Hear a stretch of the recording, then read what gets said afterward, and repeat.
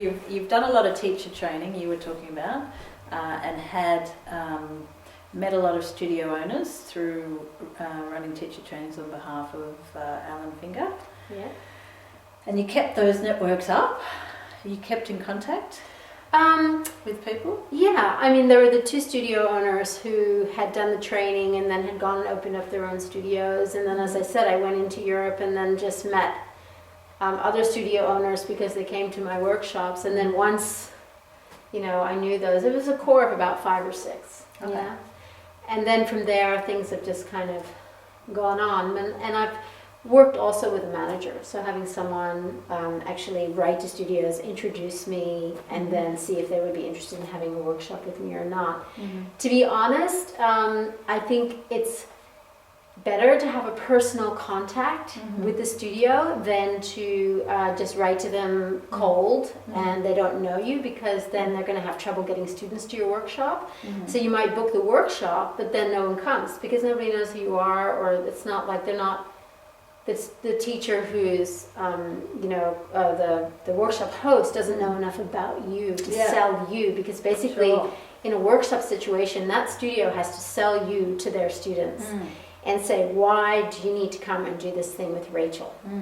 And so wherever I've had studio owners who've either done a training with me or met me or have done a previous workshop with me, I've got a much better chance of having a full workshop than someone who I'm just arriving in the town for the first time. And that was really my experience in this last year. It was like, if I didn't know the studio owner, then the workshop was very small or canceled. So it looked really good on paper, but in reality, what I learned was I need to really keep up those contacts and keep that personal contact going. And like once you meet a studio owner, then I make sure that I write to them, that I keep up my connection with them. I don't just let a whole year go by and then just say, hey, like do me a favor, please. I involve them in the network and keep them in the loop. Good stuff. Yeah. Wonderful, because a network is really not of much value if it's not kept up. Yeah. If it's allowed to go stale and people forget who you are, and you're not in the habit of saying hi and this is what I'm doing. Yeah, it's important. Yeah. And have you ever been asked before by people who don't know you too well and who haven't had any personal interaction? Have you ever been asked about the size of your database, or how many people have you got following you on Facebook or Twitter or anything like that? No. So nobody's doing background checks? Or... It seems like a lot of the studio owners will just go to my website and they'll just like the look of my website. They'll go to my Facebook page, I guess. I mean, they might not personally say that, but they join. Immediately the studio owner will be my friend on Facebook. Right. So by the time, like, say I was teaching in a place called Aschaffenburg, the very sweet couple anyway, they'd been liking everything on Facebook, for the year before I arrived, sort of thing. In fact, they invited me through Facebook. Okay, so, wonderful. And they didn't know you from Adam? They didn't know me from Adam. I didn't know them from Adam. It was a very interesting experience. Wonderful. And how was the workshop? The workshop was beautiful, and I met quite a few lovely people. Yeah. And they were enthusiastic about you because they were following you through Facebook. Yeah. And then they were able to better sell the workshop to their networks. Yeah, definitely. Great. Yeah. Wonderful. So let's talk a little bit about the logistics that goes into all of this. So can you walk me through it when you decide, for example, you just got back from Europe. When did you decide you were going to go to Europe?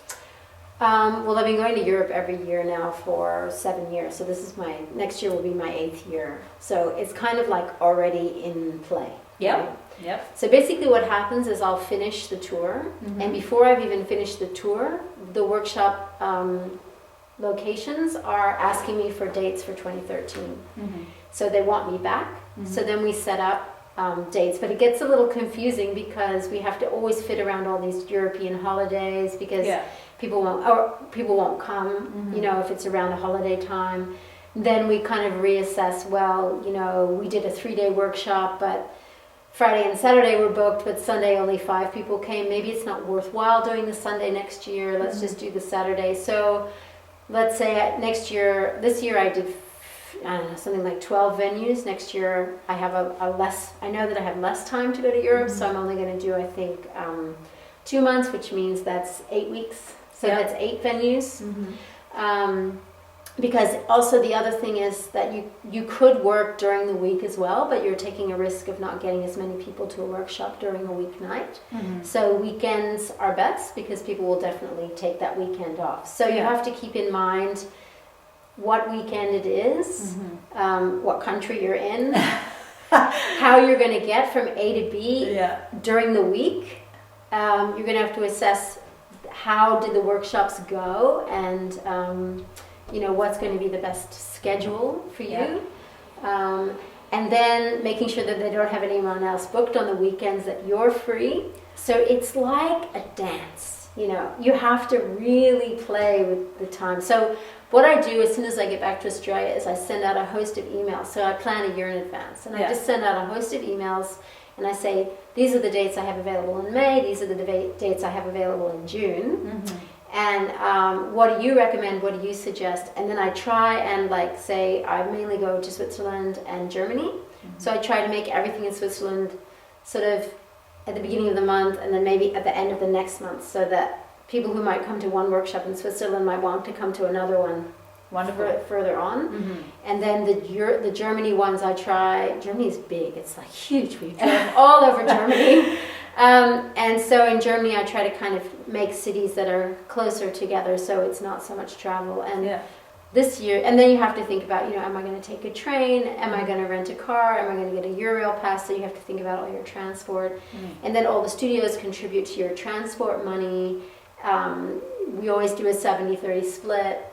So and then it's then you decide what's the workshop that I'm going to tour with, because it's kind of insane to do more than one workshop, because you just really scatter yourself. And what I've found is that if I just choose to teach one thing, so my theme is always a deity. I like to take a deity, say this tour was Ganesh, and take Ganesh and just completely expose Ganesh so that the deeper meaning of Ganesh is revealed.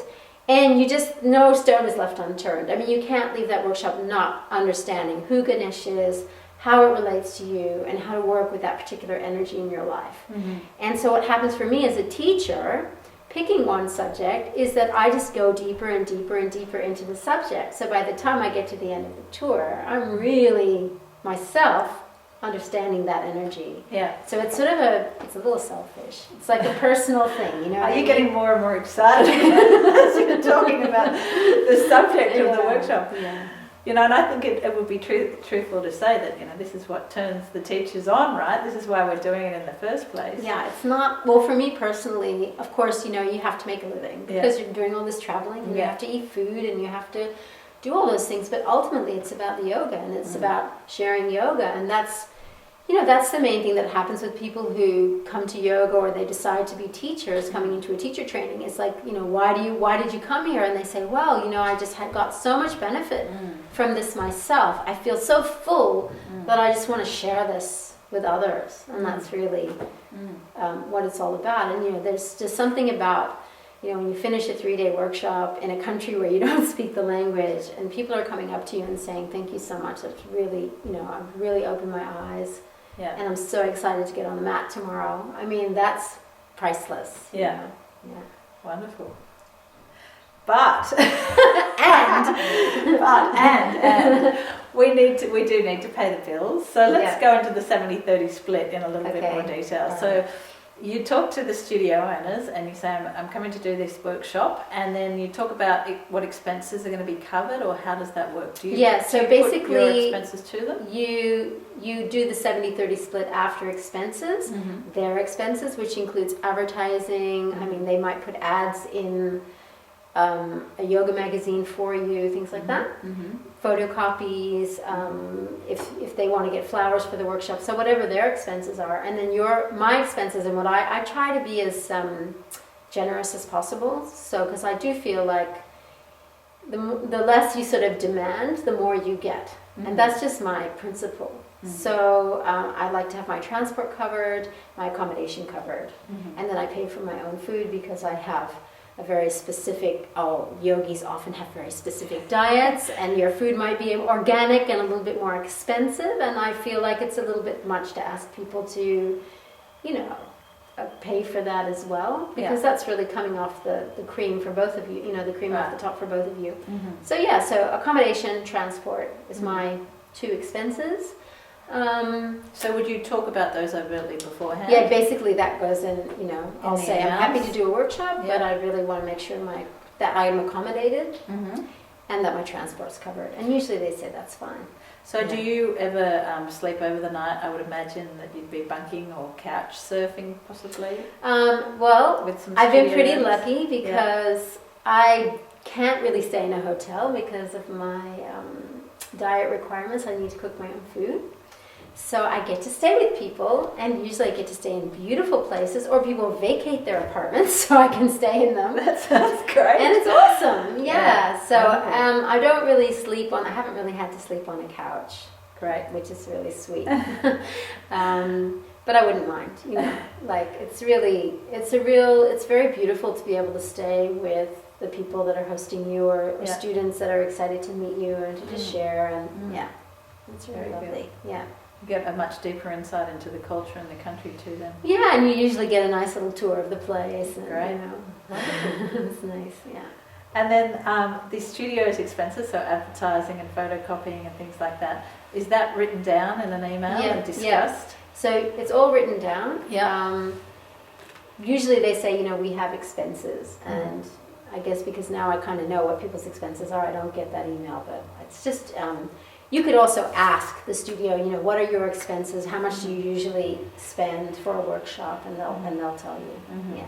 So it's really good to be really upfront about all the financial stuff. Like, this is how much I want, how much, what are our minimum numbers? I mean, this is a really big thing, because when you're starting out, you might have this grand goal, like, I want 50 people in my workshop. Well, you've got 6, and you've planned to go to, Berlin, and it's going to cost you, $300, $400 to fly there, or whatever, to take the train. But you know that if you cancel that workshop, you're not going to actually come the following year. Right. So you have to weigh up, can I make enough? Is it, can I break even with 8 people? Will I at least cover my costs of my accommodation and give them a really high quality workshop and get that energy for the next year? Or will I cancel it, And that comes up a lot, because in a place where you're well established, you're guaranteed to get at least 20 people, or, something like that, because they know you, and, they're banking that, people are going to come. Usually the workshop is full, but in a new place, they don't know you. Yeah. You have to sort of put in the legwork. And I think that's where new teachers or new world teachers, global yogis or whatever, get a little disappointed, because they see that, they think, oh, well, why don't I have 50 people in my classes at home, why aren't I getting them on tour? Well, because they don't know you, and they need to get to know you, and it's expensive to publicize yourself, like, in another country, because you've got to give them all the flyers, and you've got to find people that are willing to market you, and you can't go there yourself and do door knocks, and not that you're going to do door knocks, but you're not able to do that yourself. Yeah. Wonderful. And the point you made earlier as well, with the atmosphere of trying to get trying to get a group feeling and keep the dynamics just as fun as it would be with 6 people as it would be with 50 people. I could imagine that could be a little bit.